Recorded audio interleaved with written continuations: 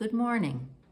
My name is Jane, and I'm glad you can join me for this May 30th episode of the Good News from St. George's Church in Owen Sound. Today's gospel is the parable of the lost sheep, recounted in Luke chapter 15, verses 1 to 7. Here's the story. Now, all the tax collectors and sinners were coming near to listen to Jesus. And the Pharisees and the scribes were grumbling and saying, "This fellow welcomes sinners and eats with them." So he told them this parable. Which one of you, having 100 sheep and losing one of them, does not leave the 99 in the wilderness and go after the one that is lost until he finds it? When he has found it, he lays it on his shoulders and rejoices. And when he comes home, he calls together his friends and neighbors, saying to them, "Rejoice with me, for I have found my sheep that was lost." Just so, I tell you, there will be more joy in heaven over one sinner who repents than over 99 righteous people who need no repentance. Well, when I hear this familiar story, I have a mental picture of Jesus smiling as he tenderly holds a rescued lamb. But there is more to the story than this simple image of a gentle Jesus. When I read it now, a few things stand out. First of all, let's think about the audience. There are two groups, it seems.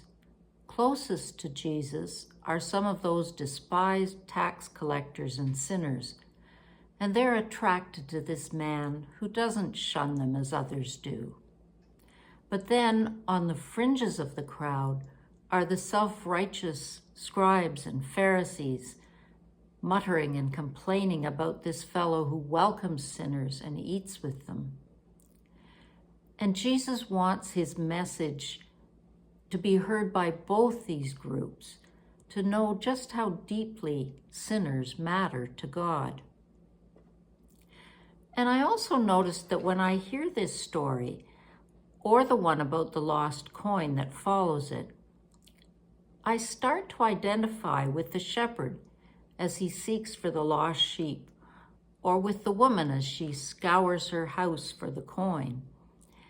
We've all had those experiences of losing something, keys, for instance, or an important document, and then searching frantically until we find it. But really, it's the sheep I should be identifying myself with, because the shepherd is God, and I'm the one who's often lost and in need of rescue. And I think that's why this parable is so rich with good news. It tells us that God won't give up on us ever. He wants only good for us. And when he finds us and we turn back to him, there truly is great joy in heaven. Well, I'd like to close today, instead of a prayer, with one more bit of good news from another of today's readings. This jumped out at me this morning from Paul's second letter to the Corinthians. He's talking about how humans are sometimes fickle, ready to say yes, yes, and no, no at the same time. But, Paul says, Jesus is not like this. He says, "For in him, every one of God's promises is a yes."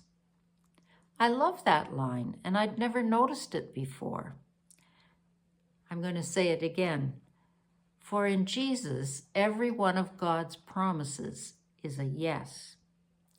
For me, that reinforces the message from the parable of the lost sheep. Jesus is showing us that each of us truly matters to God, and that God's promise is to search for us until we are found and safe and included in that rejoicing in heaven. And that's enough for me today. I hope you're enjoying this beautiful weather. I think we can stop worrying about frost, and I'm finally going to get some planting done on Saturday. So please be well and remember that God keeps his promises, and I'll see you again soon.